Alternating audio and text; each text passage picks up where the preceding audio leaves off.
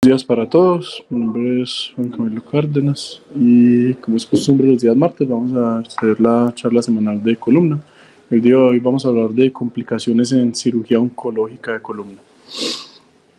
Entonces, para empezar, un caso clínico, tenemos un paciente de 60 años con un antecedente en julio de 2017 de un carcinoma de células claras de riñón, estadio T4, N1M0, lo llevaron a una nefrectomía radical y ahora pues con una curación en ese momento de su enfermedad, y ahora en 2020 se nos presenta con dolor axial en la columna dorsolumbar. Entonces, para iniciar, una pregunta para los R1 principalmente. Sería en este paciente que tiene, pues si consideran que este paciente tiene alguna bandera roja de dolor lumbar, y basado en esto, ¿qué imagen le solicitaría y qué otros datos del examen físico buscaría en él?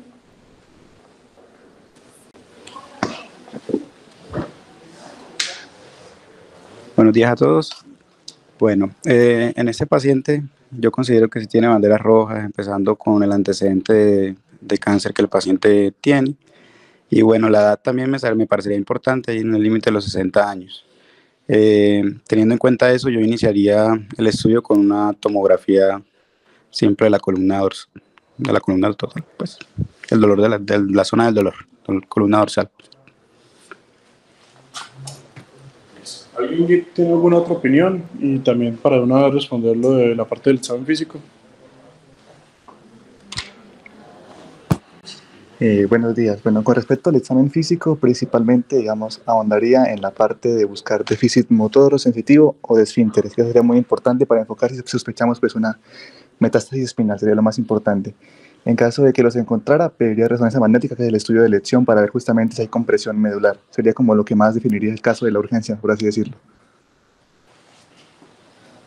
Eso, excelente. Basado en la bandera roja particular de este paciente, el estudio de elección sería una resonancia contrastada de la columna total, ¿cierto? Pues por la sospecha que tenemos. Eso fue lo que le hicieron. Entonces, estas son las imágenes, no van a rodar, sino son simplemente fotos pues, para que la vayan viendo.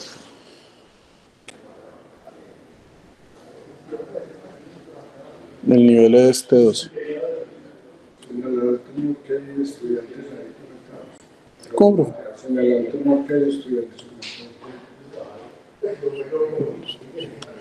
Listo. Para los estudiantes que estén conectados, esta es una vista sagital en la que tenemos una proyección sagital en la que tenemos unas secuencias de T2, T1 y T1 contrastado. Podemos ver acá el tumor, cómo está en el aspecto lateral de la vértebra, ¿cierto? Esta es la vértebra del cuerpo vertebral y este es el tumor como tal. Acá podemos verlo en una vista axial. También tenemos nuevamente un T2, un T1 y un T1 contrastado, en el que vemos cómo el tumor se introduce en el cuerpo vertebral, va por alrededor de va por encima de la costilla y se ubica pues en la parte anterior y lateral derecha del cuerpo vertebral, ¿cierto? Realza el medio de contraste, como pueden ver acá. Y ya, y esto es una vista coronal que vemos básicamente lo mismo, la relación del tumor con la vértebra T12 y un poco, en cierta medida, en la de L1. Listo. Ya una pregunta para los R2, para que por favor nos interpreten la imagen, si les solicitarían imágenes adicionales y si solicitaría otros datos, escalas o algo adicional en estos pacientes oncológicos.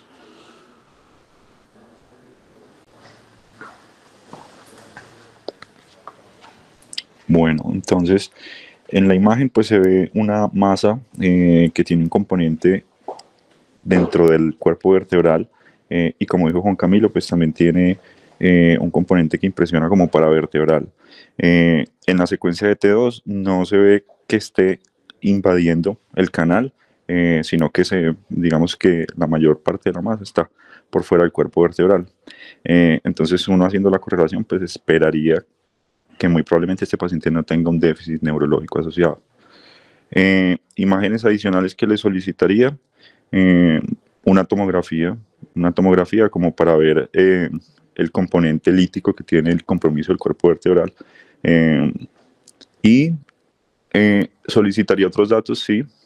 Entonces en este caso, pues digamos que empezaría a hacer el abordaje de la lesión bajo digamos como el esquema del NOMS. Entonces tomaría todos estos datos en cuanto al estado neurológico del paciente, las características oncológicas de la lesión, aplicaría pues la escala de SINS, y pues me gustaría también saber como el estado clínico del paciente, el estado sistémico, en cuanto a funcionalidad, como para ver si el paciente, pues, digamos, en la escala de Karnofsky. Y ya, yo creo que eso por ahora. Listo, perfecto. Para responder las preguntas de Wilson, sí, de acuerdo, un Bilski 0, ¿cierto? No invade en lo absoluto el canal, está únicamente en elementos anteriores. Tiene un excelente Karnofsky, totalmente funcional, ECOG 1, y el SIN, si no estoy mal, le da de 6. Y acá están las imágenes que le hicieron al paciente adicionalmente. Adicional a lo que Wilson dijo, se le hizo también un PET-CT, en el que se encontraron 2 ganglios retroperitoneales. Adicional a este, y no se encontró ninguna otra lesión en el estudio. Adicional a la lesión que ya conocíamos, ¿cierto? Y acá está la tomografía, en la que se puede ver pues, el componente lítico que tiene sobre el cuerpo vertebral, principalmente.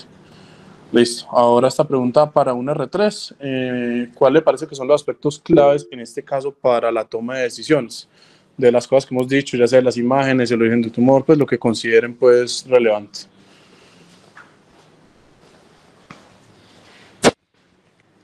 No, Juan. Digamos que los aspectos claves en este paciente es tener en cuenta histología previa de la lesión, pues teniendo en cuenta que pensamos que es una recidiva o creemos pues que es una recidiva.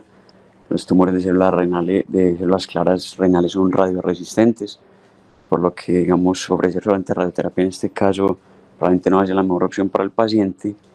Teniendo en cuenta la decisión si instrumentar o no, pues el SINS en teoría lo calculaste 6, yo creo que a mí me había dado 8, pues está igual como en el límite, ¿cierto? Área gris. Hay que tener en cuenta ahí es más, pensaría yo, el dolor axial, ¿cierto? Es uno de los que más le puntúa el dolor mecánico, en tener en cuenta si instrumentar a este paciente y también, digamos, si se le va a ofrecer algún tipo de resección, ya sea parcial o una corpectomía, probablemente si requiera pues alguna instrumentación.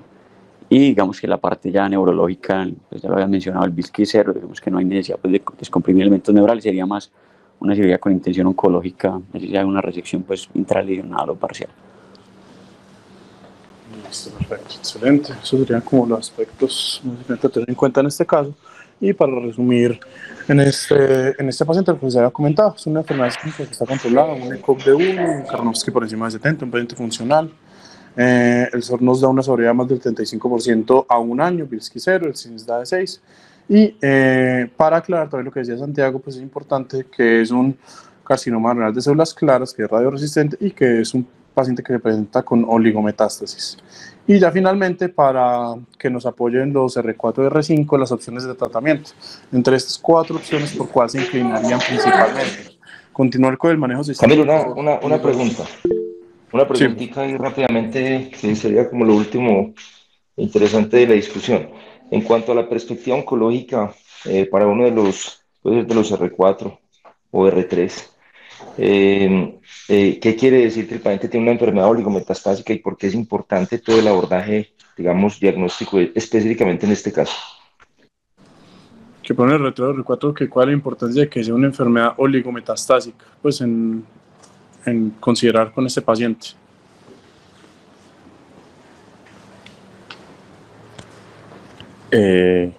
Buenos días. Profe, digamos que la importancia de que sea una enfermedad oligometastásica, digamos que nos cambia un poco el chip en cuanto al abordaje de este tipo de pacientes, dado que, pues en general, casi siempre las cirugías de ese tipo de pacientes van a ser con una intención más paliativa y uno tiende a hacer como lo mínimo necesario pues para el paciente, pero una enfermedad oligometastásica cuyo primario está casi que controlado, entonces digamos que uno podría ir más allá y pensar en una intención más curativa, pues a pesar de que el SIN sea bajo. Ya respondiendo pues la parte de las opciones de tratamiento, como ya lo mencionaron pues los compañeros, el CA de células claras pues es un tumor teóricamente pues que es radioresistente, aunque con la radioterapia pues con la radiocirugía pues digamos que esto es un concepto pues que se reevalúa un poco, pero uno pensaría más en tratar de un abordaje quirúrgico y minimizar pues el riesgo de que el tumor no responda pues a la radioterapia completamente. Una lesión ubicada pues a nivel de T12 sin compromiso pues del canal medular. Entonces digamos que entrar por detrás en la médula torácica para hacer una corpectomía como tal por donde está ubicada la lesión no sería pues el mejor abordaje, además de que el mayor componente está en el espacio anterior pues al cuerpo vertebral. Entonces en cuanto a las opciones pues que plantea Juan Camilo, yo me iría por la última, pues tratar de resecar toda la masa anterior, hacer corpectomía y hablar pues con la parte de cirugía general para ver si los ganglios se le puede hacer algo pues como para resecarlos también. Listo, perfecto. ¿Algo más que opinar? Bueno, perfecto. En la parte, Camilo, de radioterapia, o sea, hay que aclarar que no es radioterapia, sino radiocirugía, ¿cierto? Ah, sí, por supuesto. Sí, lo puse ahí como un término general, pues, pero sí es radiocirugía. Yo quería comentar una cosita. Creo que de la parte muy importante que hay que tener en cuenta para el abordaje que está diciendo Carlos es que qué tan comprometido está el cuerpo. En este caso, como el cuerpo está comprometido menos de una tercera parte en sentido de derecha y izquierda, por así decirlo de alguna forma, de lateral a lateral, está comprometido menos de un tercio, ahí se puede considerar la resección, una resección que se llama una vertebrectomía sagital. De cómo está solo comprometido precisamente esa tercera parte, entonces lo que habría que hacer es entrar para soltar todas las estructuras blandas alrededor del tumor desde un abordaje toracoscópico y luego desde un abordaje por vía posterior, entrar para hacer una laminectomía ipsilateral al lado de la lesión. Se toman ahí las raíces que emergen y que están que emergen ahí cerca al sitio donde vamos a manipular el saco.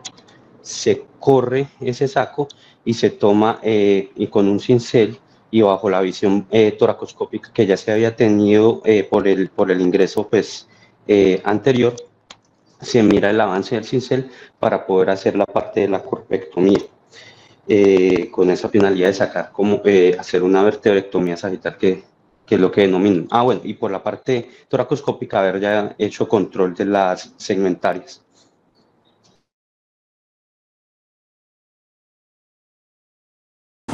Listo, perfecto. Muchas gracias, Andrés.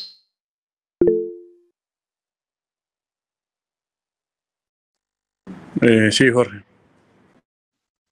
Buenos días, profesores. Una cosita que de pronto también, no sé si los profes también podrían considerar es que en este tipo de pacientes, específicamente que tienen un riesgo elevado de sangrado intraoperatorio, se le puede realizar un manejo prequirúrgico con una reoclusión de los vasos que nutren principalmente el tumor, pues ya que los trabajos han mostrado que tienen un efecto positivo principalmente en las pérdidas sanguíneas, ¿cierto? Con el objetivo de disminuir el riesgo de esos sangrados masivos que pueden deteriorar futuro al paciente, que pueden complicar más la cirugía. Entonces, específicamente en pacientes con carcinoma de células renales, en tiroides y en hepatocelulares, podría tener un beneficio.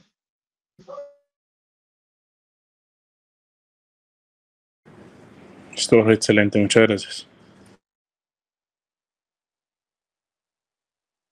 Bueno, ya con los aportes de los compañeros vamos a iniciar con el tema como tal y ahorita damos resolución al caso. Entonces, para hablar un poco de las generalidades en los tumores de columna, recordar que la gran mayoría de estos van a ser secundarios por metástasis, ¿cierto? El 95% aproximadamente. Recordar que aproximadamente entre el 60 y 70% de los tumores van a ser metástasis óseas y de estos el 40% van a ser espinales. Tan solo el 5% de los tumores en columna van a ser primarios, ¿cierto? Entonces, ¿cuáles son los objetivos en la cirugía de columna desde el aspecto oncológico? Pues hablando de tumores. Primero va a ser el control oncológico, que dependiendo de cuál sea el origen del tumor, cuál sea la patología, este va a cambiar, ¿cierto? Dependiendo si es primario, si es secundario y del grado del tumor, así como el número de metástasis, pero ya vamos a andar un poco más en eso. La descompresión de las estructuras nerviosas, cuando existe compresión de las mismas, la estabilidad de la columna, que ya la estamos evaluando ahorita con el Bilski, el dolor principalmente axial por la inestabilidad o de origen neuropático, pues por compresión de estructuras nerviosas, y la funcionalidad y el pronóstico de los pacientes, que es un aspecto bastante importante que ya lo tocamos un poco ahorita también en el caso, ¿cierto? Entonces, para recordar un poco cómo se evalúa esto, la escala de Sims es la que vamos a usar para evaluar la estabilidad de estas lesiones a nivel de la columna, en la cual vamos a tener diferentes elementos a evaluar, como va a ser la localización, las características del dolor y su origen, la característica de la lesión, si es lítica, blástica o mixta, si existe deformidad a nivel de la columna, el colapso del cuerpo vertebral y el compromiso pues, de los elementos posteriores de la columna. Esto nos va a servir para cambiar nuestro abordaje y nuestro tratamiento en estos pacientes. Otro de las herramientas que tenemos es el Bilski, que nos va a ayudar a ver la compresión neurológica en el canal central de la columna, ¿cierto? La podemos dividir de bajo grado, principalmente si es 0, si no hay compromiso alguno, 1A, 1B, 1C. Entonces 1A únicamente va a tener un compromiso ligero del canal, pero sin tocar siquiera el saco. El 1B va a tocar el saco, pero no va a desplazarlo ni va a tocar la médula como tal. El 1C ya va a desplazarlo y va a tocar la médula. El 1D va a desplazar la médula. El 2 va a desplazar la médula y ya el 3 va a haber una compresión total en la que no se va a ver ni líquido cefalorraquídeo a este nivel, ¿cierto? Eso también nos va a servir bastante para guiar la terapia, principalmente cuando los pacientes se van a llevar a radiocirugía para hacer una cirugía de separaciones con presión previa a esto. Entonces, algo muy importante a tener en cuenta en estos pacientes y uno de los conceptos oncológicos que más se debe manejar es el margen tumoral y los planos anatómicos que nos van a dividir ¿cierto? Usualmente, como les dije, son tumores que pertenecen al cuerpo vertebral, pues, o a la estructura, a la vértebra como tal. Entonces, usualmente se van dependiendo del compromiso y qué tanta sea la extensión, se van a limitar únicamente a la vértebra como tal o se va a salir de esta. Pero, como podemos ver, la vértebra está rodeada por diferentes estructuras, principalmente ligamentosas, como el ligamento longitudinal anterior, los ligamentos costales, ¿cierto?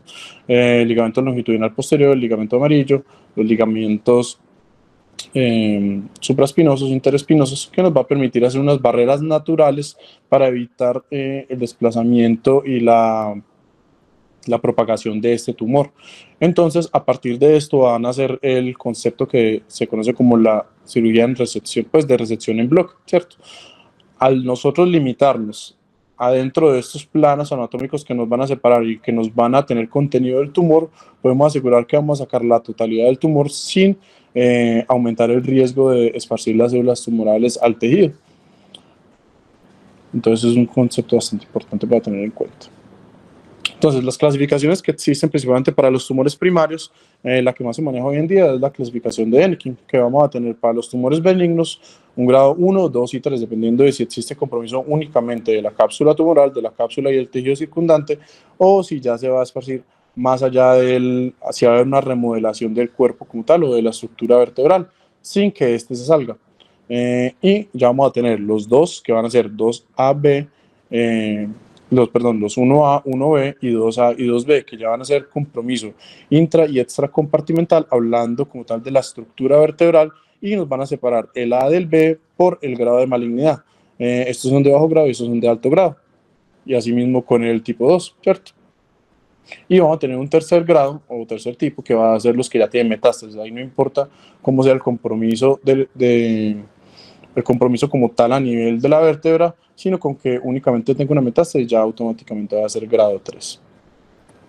Entonces acá está como un resumencito de lo que les decía. Los benignos van a ser intracompartimentales, ya extracompartimental el grado 3, y los malignos se van a dividir en 1A, 1B, los que son de bajo grado de malignidad, y van a ser intra o extracompartimentales, 2A, 2B alto grado, o grado 3 únicamente por la presencia de metástasis, como se ejemplifica acá, pues ya teniendo la característica M1.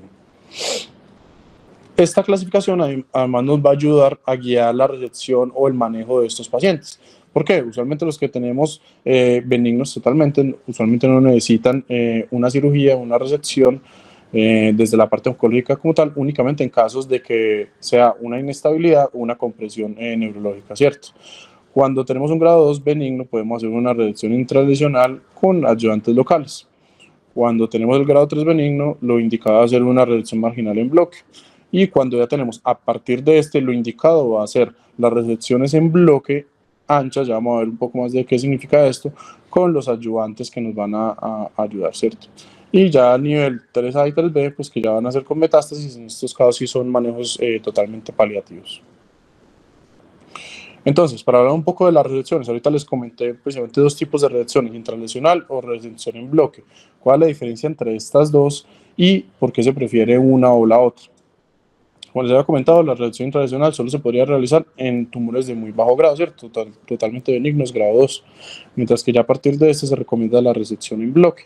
¿Por qué? Principalmente es por el control oncológico. Acá les estoy mostrando la tasa de recurrencia. Esta es una revisión sistemática de la literatura con un metaanálisis que incluyeron un amplio número de pacientes. Y acá podemos ver la marcada diferencia que existe cuando llamo a los pacientes a una resección en bloque en relación a una resección intralesional. Una resección intralesional es básicamente cualquier resección en la que se viole los márgenes del tumor. Mientras que nos mantengamos siempre por fuera del tumor, vamos a realizar una resección en bloque. Entonces, existe una marcada diferencia en las tasas de recurrencia entre los pacientes que llevamos a resección en bloque y resección intralesional. Poniéndolo como tal en números y hablando de los tumores primarios principalmente, podemos ver que cuando llevamos a los pacientes a resección en bloque, un tumor de células gigantes, la tasa de recurrencia va a ser tan solo del 7.7%, mientras que intralesional va a ser del 28%. El cordoma va a ser apenas del 22% comparado con un 78% de recurrencia cuando es intralesional. Y el condrosarcoma aún mayor va a ser la diferencia porque va a ser apenas del 18% con la resección en bloque y del 100% cuando lo llevamos a una resección intralesional, marcando una gran diferencia entre estas dos. Pero no solo existe diferencia en la recurrencia como tal. Hablando de desenlaces gruesos de gran importancia, la mortalidad se ve marcadamente afectada cuando llama un paciente a una resección en bloque al compararlo con una resección intralesional, como podemos ver acá, ¿cierto? Que vamos a tener un OR de 0.11 con un intervalo de confianza de 0.06 a 0.22, un número pues marcadamente significativo y con una diferencia pues absoluta. Y la tercera pues el tercer desenlace que les quiero comentar, que es como tal el tema central de esta charla, es la tasa de complicaciones. Sin duda, pues la resección, como lo estaban adelantando un poco Andrés y Jorge, la resección en bloque son unas resecciones oncológicas que van a tener que movilizar muchos más elementos, enfrentarse a elementos neurovasculares y por lo tanto, pues naturalmente va a estar sometida a mayores tasas de complicaciones, lo cual se ve en este estudio también, ¿cierto? Pero entonces vamos a ver ahora un poco de si esto vale la pena o no. Entonces, hablando un poco de metástasis, ahorita les estaba hablando principalmente de tumores primarios. Existen diferentes estudios que han evaluado pues, la respuesta con las resecciones en bloque y pues como habían comentado también los compañeros, actualmente pues la mayoría de los manejos, principalmente cuando hay más de una metástasis, se hace con la radiocirugía. Sin embargo, cuando entramos a ver pues puntualmente a los casos de las oligometástasis, ¿cierto? Pues porque ya cuando hay más de esto pues no hay duda, vemos que la tasa de recurrencia en realidad sí existe una diferencia cuando se lleva una única metástasis a una resección en bloque. ¿Por qué? Porque la tasa de recurrencia según la revisión que veamos va a ser desde el 6 hasta el 11% a los 2 años, mientras que cuando lleva un paciente, así sea a radiocirugía como tal, las tasas de recurrencia a los 2 años van a llegar hasta el 20%, marcando una diferencia, así mismo como en la mortalidad. Y aún más, en este estudio que les había mostrado del Journal de Neurosurgery, del cual saco este dato del 20% de tasa de recurrencia, mostraron que los pacientes que llevan inicialmente a cirugía para resección y luego a radiocirugía tenían desenlaces incluso mejores, por lo que se podría considerar usarlos de forma combinada, siempre y cuando se haga primero la resección quirúrgica. Entonces, la resección en bloque, principalmente en cuando está recomendada. Como les había comentado también en la clasificación de Enneking, Cuando tenemos benignos agresivos, los malignos, mientras tanto no sean grado 3, que ya tienen metástasis, y cuando tenemos las metástasis, principalmente cuando tenemos oligometástasis, pues lesión única, y las lesiones que son radioresistentes, como cuáles, como hemos comentado, carcinoma de células renales, de tiroides, osteosarcomas. Este tipo de tumores se benefician un poco más de la resección en bloque, ya que tienen mejores tasas de recurrencia. Entonces, ¿cómo podemos planear o cómo se pueden clasificar los tumores en cuanto a su posición en la vértebra? Esta es una clasificación dada por Boniani, ¿cierto?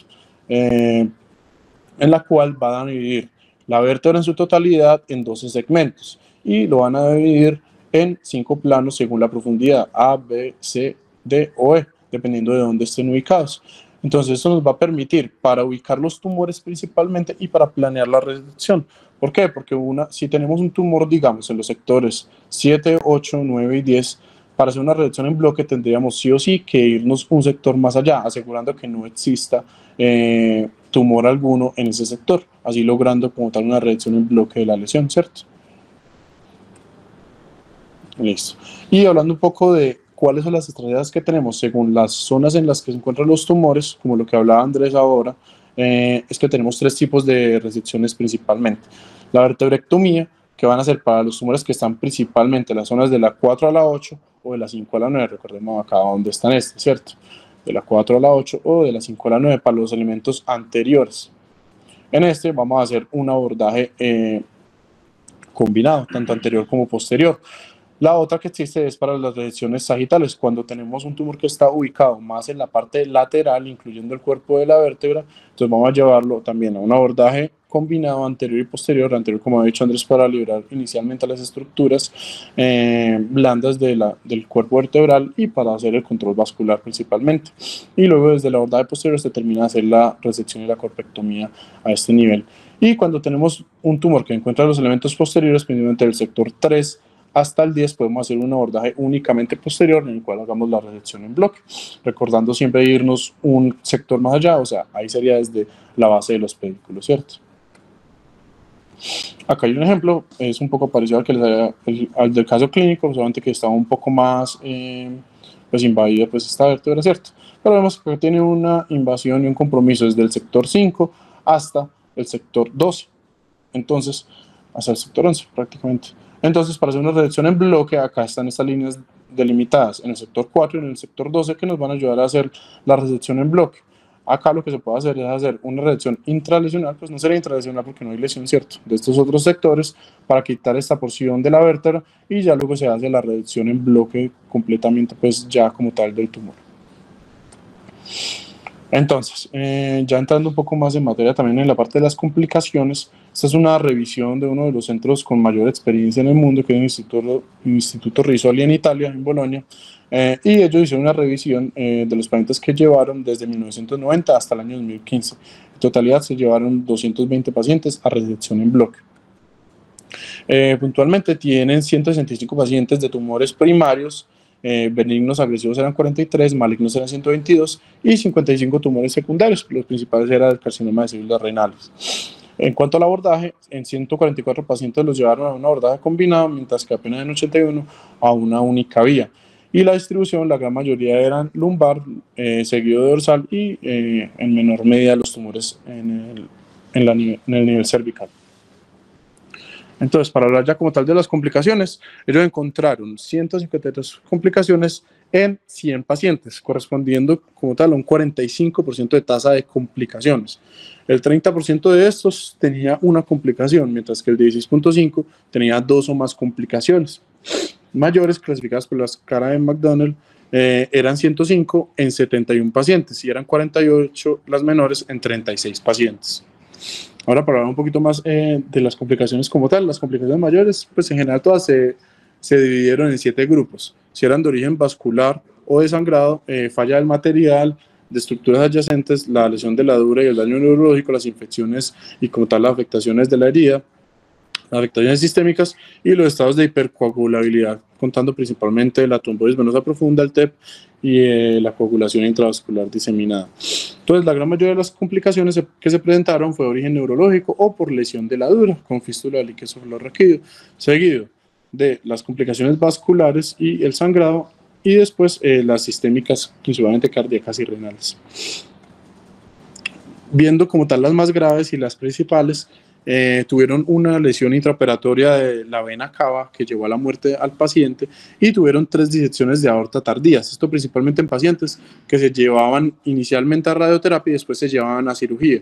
Se presentaron de forma tardía porque fueron 30 días después y esto condicionó la muerte de 2 de los pacientes. 26 casos de los pacientes que llevaron tuvieron lesión dural y déficit neurológico, cualquiera de los dos, y en total tuvieron 7 casos de mortalidad secundaria a las complicaciones como tal. Las otras mortalidades que tuvieron fueron como tal por la patología.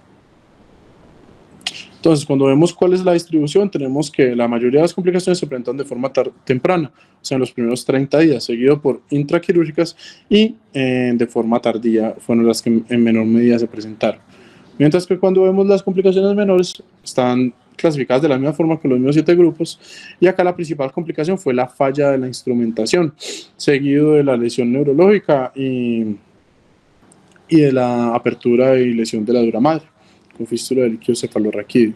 Y acá cuando analizamos un poco la distribución en cuanto al tiempo de estas complicaciones, vemos que la gran mayoría se presentaron de forma tardía, mientras que en la forma temprana no se presentó casi ninguno. Listo, entonces, cuando analizamos todos estos datos, vemos que para predecir las complicaciones, los principales factores de riesgo van a ser hacer un abordaje combinado que va a tener un OR de 3.28, llevar a un paciente a neoadjuvancia, o sea, llevarlo ya sea a quimioterapia o radioterapia antes de la cirugía, va a aumentar en gran medida la tasa de complicaciones por la afectación principalmente de los tejidos, se pierden los planos de clivaje y no podemos hacer una buena disección para conseguir la redección en bloque de este tumor, aumentando un OR de 4.25 y de 3.2 respectivamente. La radioterapia postoperatoria, que dio un OR de 3.01, esto se ve únicamente en análisis multivariado, y el número de niveles resecados. Cuando se resecaba más de un nivel, aumentaba el riesgo de complicaciones con un OR de 1.95. Adicionalmente, cuando teníamos pacientes mayores de 50 años, se vio una tendencia al aumento de complicaciones y una significancia estadística, y cuando teníamos tumores contaminados. ¿Qué significa eso? Tumores que se habían llevado a biopsias intraoperatorias pues abiertas o resecciones intralesionales previo a la cirugía. En estos casos siempre eran peores los desenlaces porque probablemente tenía mayores tasas de recurrencia, ya había alteración de los tejidos y había siembras tumorales pues en los tejidos circundantes también.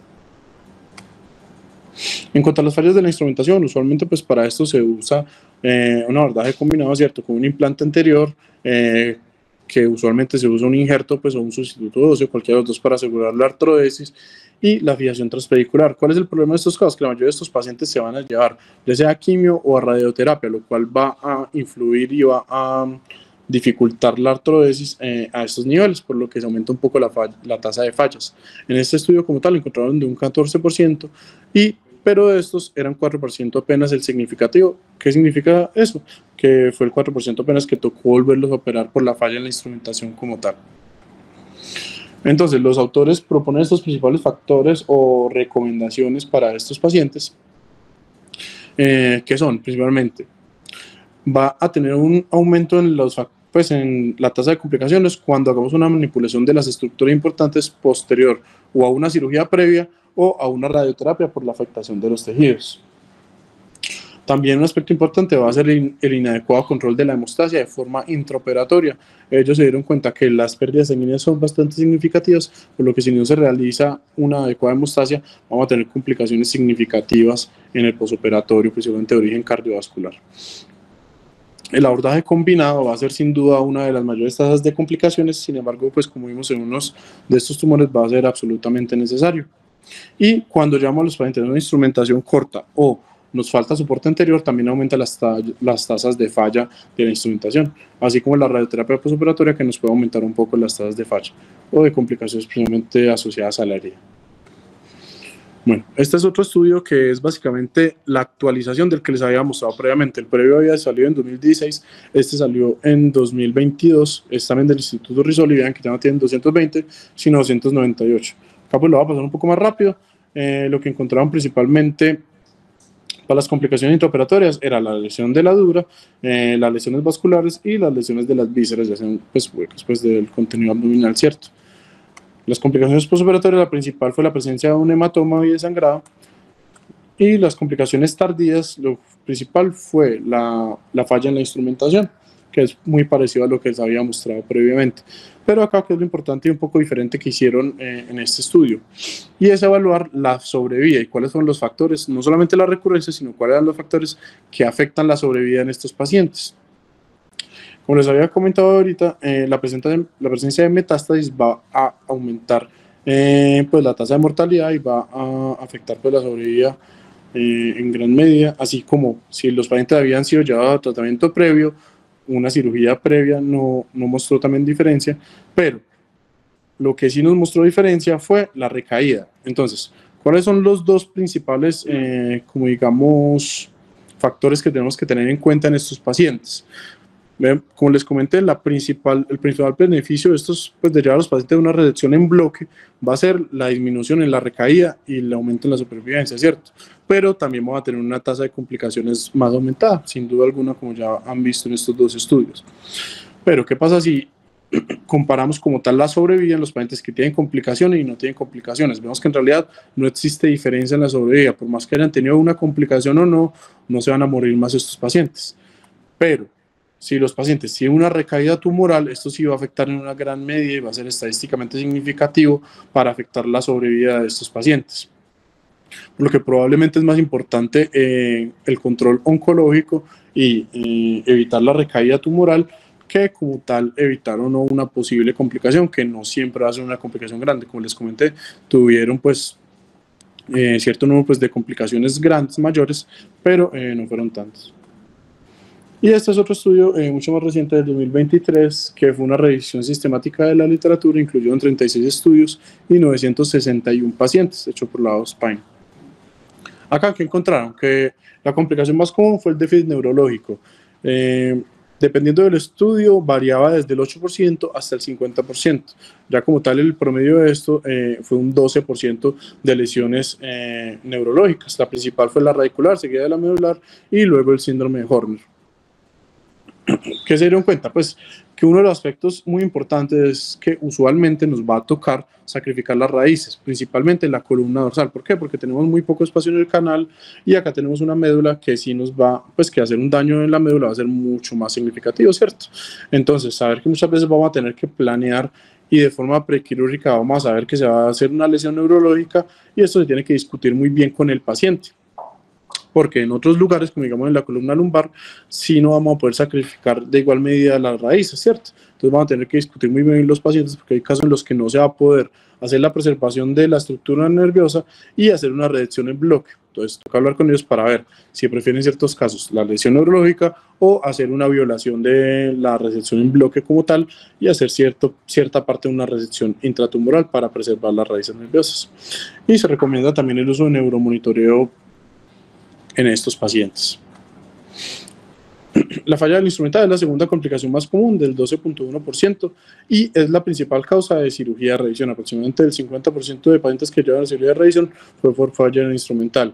¿Qué podemos hacer en estos casos? Un planeamiento adecuado, hacer una instrumentación larga y considerar la necesidad de radioterapia o contemporizarla para asegurar una artrosis y que no falle la instrumentación, ¿cierto? Y otra cosa que podemos usar es los implantes impresos en 3D, hechos a la medida para los pacientes que se han venido desarrollando. Hay varios estudios nuevos que han hablado de estos implantes y reportan unas tasas de artrosis similares, incluso superiores en algunos estudios. Son estos, pues, y van a tener, pues, como tal, casi que todas las estructuras. Esto va a ser como de disco, esto va a ser cuerpo y va a permitir cierta movilidad, pues, en esta estructura. La siguiente complicación va a ser la de lesión dural o fístula del líquido cefalorraquídeo, se presentó en un 10%, y ¿qué es importante en esto? Que va a aumentar la tasa de infecciones de sitio operatorio, de fístula como tal, y de deterioro neurológico en algunos casos. Y recordar que aproximadamente el 50% de las veces van a ocurrir cerca de la raíz, por lo que tenemos que tener mucho cuidado a este nivel y siempre pues usar sellantes para intentar evitar, o suturas si se puede, para intentar evitar la fístula posoperatoria. Los problemas con la herida son la siguiente complicación, se presentó en el 7.6%, principalmente dado por dehiscencia y por infección, y la mitad de estos pacientes se tuvo que llevar a una nueva cirugía. Fue la segunda causa de cirugía de revisión en esta serie de pacientes. Y ya la última sería la lesión vascular o sangrado, que de pronto en menor medida, pero va a ser la principal causa de muertes en los pacientes, ya sea por lesión de las venas cava o por disección de aorta, que usualmente se presenta de forma tardía después de los primeros 30 días de la cirugía. Que es muy importante hacer una evaluación juiciosa de forma preoperatoria para ver las relaciones vasculares, porque muchas veces incluso estos tumores pueden envolver las estructuras vasculares. Los lugares usuales en los que vamos a tener sangrado como tal en la cirugía va a ser en la liberación de los márgenes, en la manipulación del plexo epidural y en la remoción como tal del espécimen, o sea, del bloque pues de tumor y de vértebra. Ahí son los lugares que más comúnmente vamos a tener sangrado, por lo que tenemos que tener especial cuidado en estos pasos. Como decía Jorge también, una de las estrategias que podemos utilizar es la embolización previa para tumores, principalmente los que presentan mayor sangrado, aunque en teoría cuando hacemos una resección en bloque, como tal el sangrado del tumor sería menos porque nunca lo vamos a violar, ¿cierto? Pero es una estrategia pues bastante útil y que se puede utilizar. Y acordar que en los abordajes combinados siempre vamos a tener más sangrado, vamos a tener heridas más grandes, vamos a tener mayor exposición de tejido, van a ser heridas más largas, entonces van a tener mayor sangrado.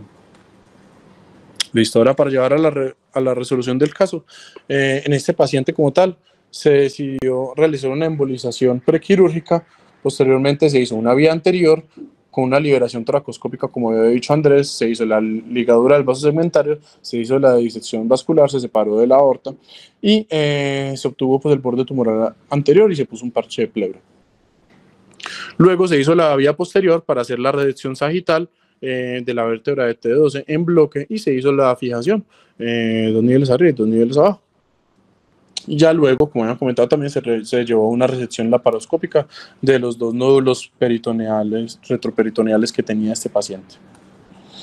Acá está la imagen, viendo cómo se hace la ligadura de las segmentarias, obteniendo el control vascular acá y disminuyendo la tasa de complicaciones y de sangrado ya como tal en la resección del tumor.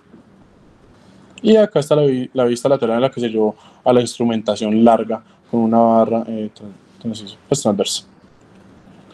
Acá está la resección en bloque que se hizo de todo el tumor. Y algo muy importante también que se puede hacer en estos casos es, uno hace la resección en bloque, ¿cierto? En teoría todo es tumor, pero para confirmar uno puede tomar unas biopsias de los márgenes, pues de los bordes superior, anterior y hacia laterales, hacia ambos lados, para confirmar que no quede ningún residuo tumoral, que fue justamente lo que se hizo este paciente. Entonces, para dar resolución al caso, podemos ver que se obtuvo el tumor en su totalidad y al sacar las biopsias de los bordes, tanto inferior, medial y superior, no se obtuvo ningún tejido de malignidad en estos bordes.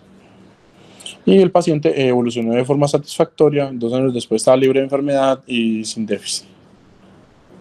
Listo.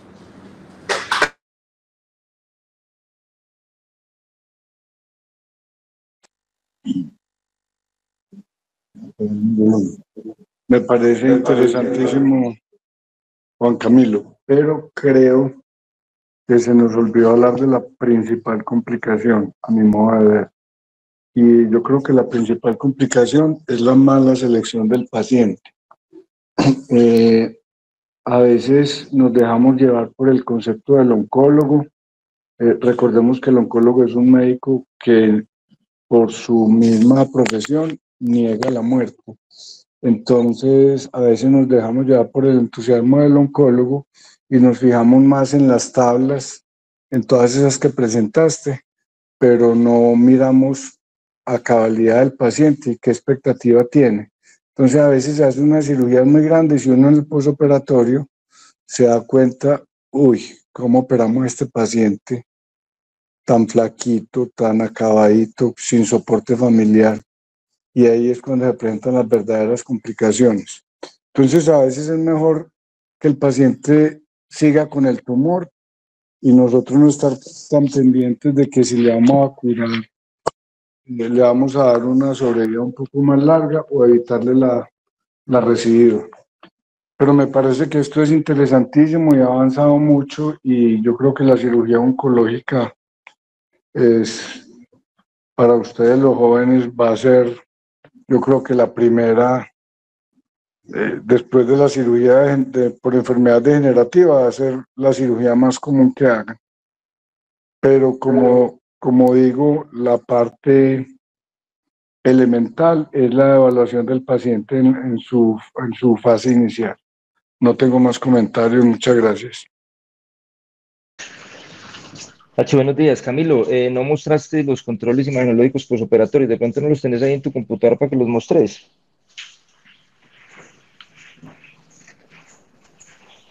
Profe, no, pero yo creo que el celular los puede mostrar. Dale, si quieres pasarlos ahí al computador para que los vamos mostrando mientras hacemos la discusión. Hay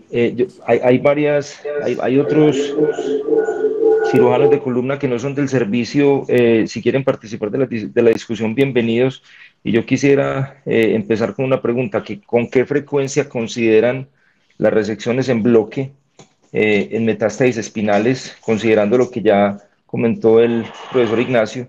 Y es tal vez inclusive la disponibilidad ahora que tenemos a modalidades avanzadas de radioterapia y radiocirugía que realmente han disminuido la necesidad de este tipo de intervenciones que ya sabemos que tienen un riesgo más alto de complicarse.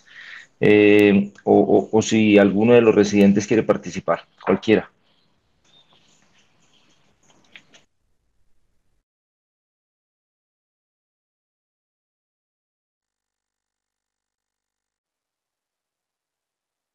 Adelante, profesor Abello. Buen día, Gustavo. Saludos a Ignacio también. Vean, hay cosas que es importante que nuestros residentes visionen también hacia futuro, y es la biología del tumor, la biología celular. Esto está cambiando rápidamente. Ya tenemos nuevas terapias con los CAR-T, con marcado, un ejemplo, con RNA mensajero, que va a ser también un tipo de terapia a futuro. Vamos a tener que aprender mucho más, y creo que nos queda más fácil a los neurocirujanos aprender más sobre esa biología celular que el oncólogo lo haga.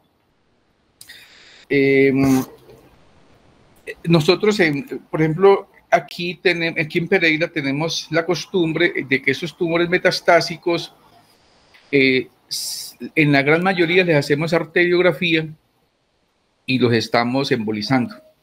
Esto nos ha minimizado el tiempo quirúrgico y también nos permite hacer una resección mucho más segura. Hablando con el doctor Pulgarín, que es muy conocido también en Medellín, hemos también pensado en la posibilidad, y qué bueno que ustedes que estén en un centro universitario consideren la posibilidad del uso de partículas radioactivas, ya que en algunas partes del mundo, para esos tumores metastásicos múltiples, se está considerando. Lo suelto como un dato para que por favor lo revisen y lo tengamos en cuenta en los centros académicos. Con respecto al concepto de cirugía de separación, también es un concepto que es muy útil en la parte de radiocirugía, ya que tener un tumor que involucre el saco dural o las raíces es muy importante para el radioterapeuta que esa separación se logre. A veces tenemos pacientes con tumores metastásicos múltiples y de difícil manejo, pero que con esos cambios de la biología celular y de las nuevas terapias, nosotros les facilitamos a ellos hacerles esa separación, y lo hemos hecho con aspirador ultrasónico, y se logran unos márgenes muy seguros y unos resultados exitosos. Otro aspecto que también debemos considerar en metástasis, y especialmente en metástasis múltiple, es la estabilización de la columna. Nuestro objetivo muchas veces, a veces no ha sido tanto la resección del tumor, sino de la estabilización de la columna para evitar el colapso vertebral, evitar la mielopatía, evitar el dolor, evitar el deterioro de su estado general, y que nos permita, o que les permita mejor a la parte de oncología y de radioterapia hacer el tratamiento complementario una vez tengan una biopsia. Y esa biopsia muchas veces se hace a unas sabiendas de que el paciente ya tiene una metástasis, posiblemente de origen pulmonar, renal, etcétera, pero que ellos quieren ver si hay algún cambio mutagénico o en la expresión de marcadores para orientar el tratamiento. Eso iba a decir. Muchas gracias. Muchas gracias, doctora Bello, por sus comentarios, y realmente muy interesante lo que usted dice, especialmente la interacción que tiene que haber entre los oncólogos, o sea, los médicos tratantes del paciente y el cirujano de columna. Porque digamos que cirugías como estas pues no son para todos los pacientes, o sea, son para pacientes que realmente tengan una muy buena expectativa oncológica, y obviamente también que tengan la capacidad de aguantar una cirugía de esas. Siguen apareciendo todavía muchos trabajos que demuestran cómo las resecciones en bloque, o sea, las resecciones oncológicas en metástasis espinales aumentan la sobrevida y el tiempo libre de enfermedad, pero realmente estas son procedimientos que están reservados para pacientes jóvenes en muy buenas condiciones y sin comorbilidades, que realmente pues tengan la capacidad de tolerar una cirugía de estas. En cuanto a este a este paciente, a la intervención que nosotros hicimos, dos comentarios rápidos, y si alguien más quiere hacer algún otro, muy bienvenido.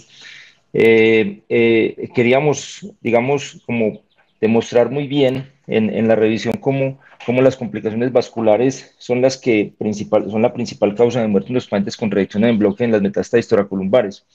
Y es de suma importancia cómo se maneja la vascularización del tumor y las segmentarias en este tipo de resecciones. Entonces, realmente eso fue lo que hicimos con este paciente, logrando vía toracoscópica, obviamente con los cirujanos de tórax, hacer un control muy juicioso de los vasos segmentarios durante el primer abordaje quirúrgico, para que en el abordaje posterior se disminuya significativamente el riesgo de este tipo de complicaciones.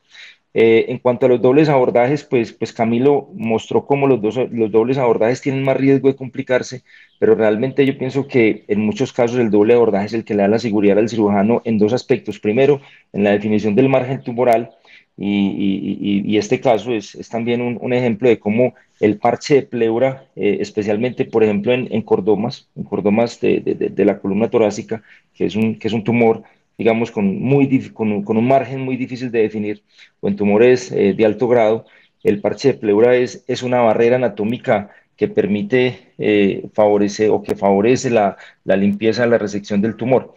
Y lo otro, obviamente, con el doble abordaje es el control vascular, que de alguna forma, cuando uno vaya a hacer la parte final de la resección vía posterior, pues disminuye significativamente el riesgo de complicaciones.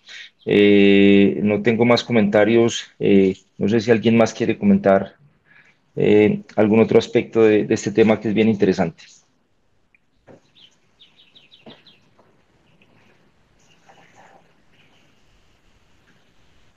Aló, Gustavo, ¿me escuchas? Sí, Salomón. Sí. Ok, bueno, hay dos diferencias sí, grandes como se plantea. Resección en bloque para tumores primarios, que está pues reconocido que es el tratamiento ideal. Generalmente pues, hay que considerar la epidemiología de estos pacientes, que son generalmente jóvenes, son tumores casi siempre radioresistentes, de evolución lenta, lo que da posibilidad al equipo quirúrgico y multidisciplinario de planear una muy buena cirugía, incluyendo cirugía plástica para el tratamiento de tejido, radiooncología, oncología, cirujanos de tórax, ¿sí me entiendes?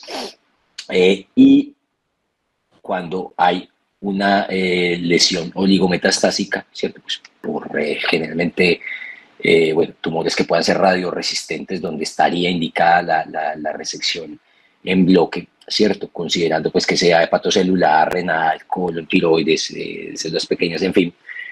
Y este tipo de pacientes, generalmente, estamos hablando de metástasis, son pacientes ya añosos, con otras comorbilidades.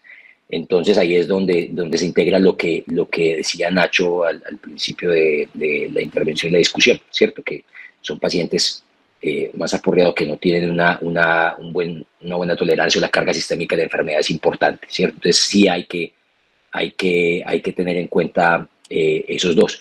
Y entonces es donde uno define, bueno, está claro que para tumores primarios vale la pena, son pacientes jóvenes, quieren vivir, están dispuestos a hacer todo, tienen hijos pequeños, en fin. Mientras que el paciente, yo creo que hay que ser muy claros con este paciente que tiene metástasis, porque listo, se le pueden ofrecer unos cuantos meses de sobrevida, pero realmente, aunque se tenga una muy buena técnica, etcétera, es una cirugía muy agresiva. A veces, pues, ha tocado a algunos que los pacientes, listo, sobreviven unos 6 meses más, 7 meses más, pero los pacientes, cuando como el índice de complicaciones es alto, no están en su casa, están en el hospital tratando una embolia pulmonar, una infección de la herida, en fin. Entonces sí hay que hacer como ese balanceo, ¿cierto? Y el paciente debe estar muy bien enterado de cuáles son las complicaciones, de cuál puede ser su estadía posoperatoria. Y definitivamente casi todas las series que hay en resección en bloque, en metástasis, hablamos de reportes de caso o pequeñas series, ¿cierto? Lo que habla de que tiene que ser un centro muy especializado, que disponga de todas las especialidades, quien vaya a ofrecer este tipo de tratamiento. Sí, Salomón, muchas gracias. ¿Algún otro comentario alrededor del tema? Yo quisiera, con lo que dijo el doctor Abello y la embolización, como puntualizar algo. La embolización siempre, sí, claro que sí, usamos embolización prequirúrgica en muchos casos, y tal vez digamos que lo más importante de la embolización es en las cirugías de separación, o sea, cuando uno va a hacer algún tipo de resección intratumoral, porque ahí es donde realmente uno necesita, digamos, la embolización de los vasos intratumorales. Sin embargo, hay que tener mucho cuidado con eso, porque la embolización no resuelve, digamos, la anatomía vascular regional. En el caso de las segmentarias en la columna torácica, pues en general, pues en algunos casos se pudieran embolizar, pero es la tracción de la segmentaria en el momento de hacer la reducción en bloque la que genera o la disección aórtica o la lesión vascular intraoperatoria. Entonces hay que tener mucho cuidado con el concepto de embolización, porque realmente, pues aunque disminuye el sangrado intraoperatorio, no disminuye las complicaciones vasculares asociadas a las reacciones en bloque. Si tienen algún otro comentario, muy bienvenido, y si no, yo creo que ya está muy tarde. Muchas gracias. Gracias. Feliz día.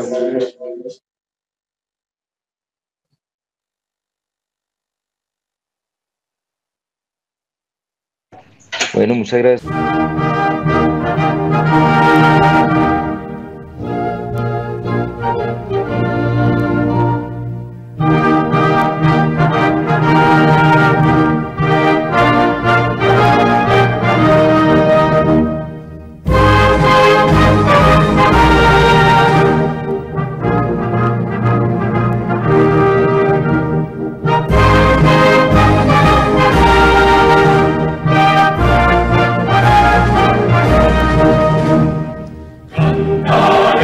Entusiastas a nuestra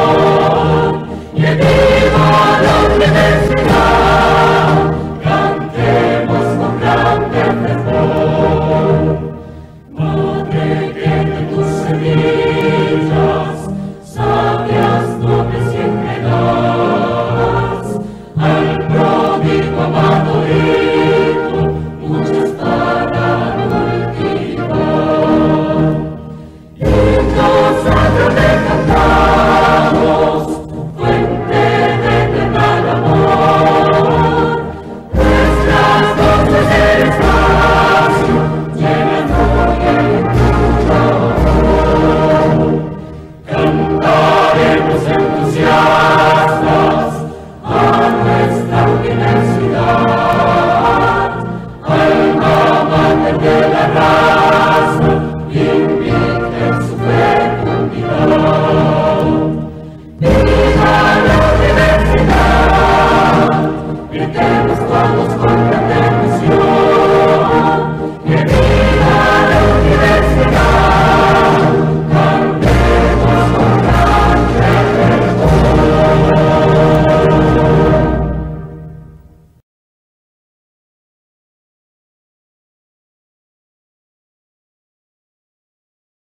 Todos aman